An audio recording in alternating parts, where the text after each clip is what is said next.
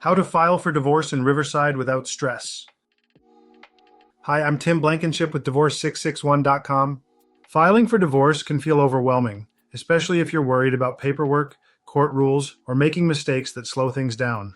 The good news is, you can file for divorce in Riverside County without all the stress, if you know what steps to follow and have the right help.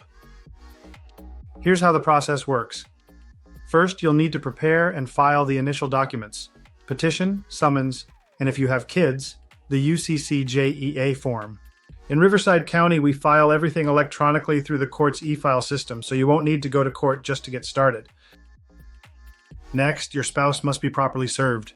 If they're cooperative, this can be done by mail with a simple acknowledgement form. Then both parties are required to complete and exchange financial disclosures, which the court uses to ensure any agreements are fair. Finally, your marital settlement agreement and judgment paperwork need to be drafted and submitted in a very specific format. If any part of this is done incorrectly, the court will reject it, delaying your case and adding more frustration. We recently helped a Riverside couple who tried to handle everything on their own.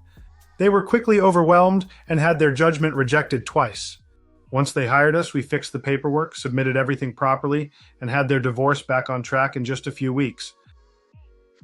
At Divorce 661, we take care of the entire divorce process for you, from preparing and filing paperwork to making sure every court requirement is met. You don't have to figure it out on your own or risk making mistakes that cause delays.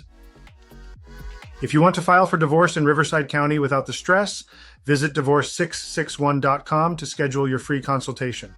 We'll make the process smooth, simple, and handled correctly from start to finish.